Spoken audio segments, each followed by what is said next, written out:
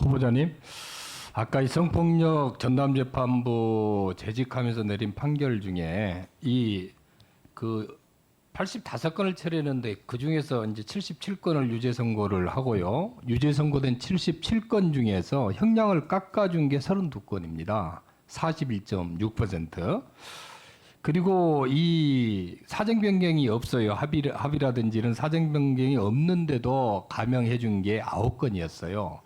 이 부분에 대해서 후보자님께서는 2심 재판부의 양형편차 시정 때문에 그렇다 이런 얘기를 했는데 요즘 문제가 되는 거는 고법 이 재판에서 양형편차 시정이 문제가 되는 게 아니고 고등법원에서 1심 재판을 존중하지 않고 사정 변경이 없음에도 불구하고 온정적으로 처리하는 그게 문제다. 그렇게 해서 대법원에서 계속 강조되는 것이 2심 재판부에서 1심 재판을 존중해 줘야 된다. 이게 지금 강조되고 있지 않습니까? 예.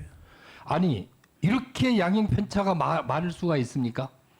저희는 이해가 안 돼요. 지적하신 말씀대로 1심 판결을 기본적으로 존중하면서 판결은 기본 자세는 1심 판결을 존중하면서 하고 있습니다. 지금 이런 부분 제가 여러 가지 얘기했던 거는 양형 편차 시정 문제가 아니고 오히려 1심 재판 결과를 존중해 줘야 되는데 사정 변경 없이 감형해 준 게 문제다.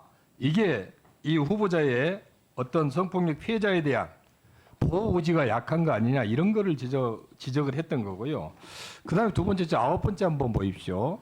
가정폭력 사건에 있어서도 굉장히 온정적입니다.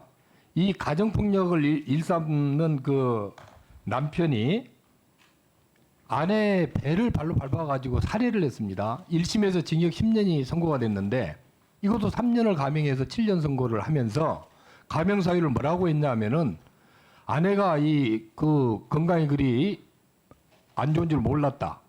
평소처럼 폭력 사용했다. 뭐 이런 얘기를 가지고 이거를 감형을 했어요.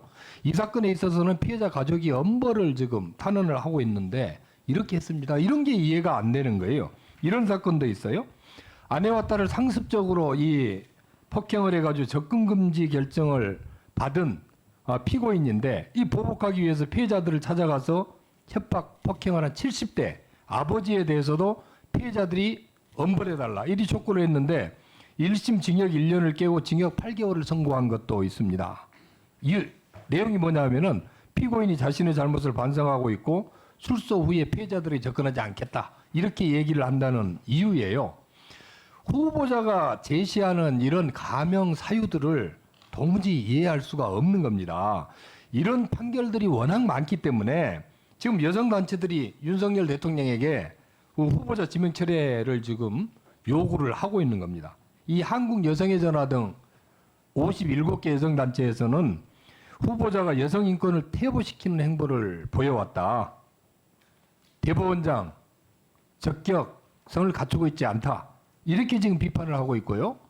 민변의 여성인권위원회에서도 성인지 감수성을 결여한 후보자를 대법원 수장에 앉힐 수 없다. 부적합하다. 이렇게 지금 얘기를 하고 있습니다.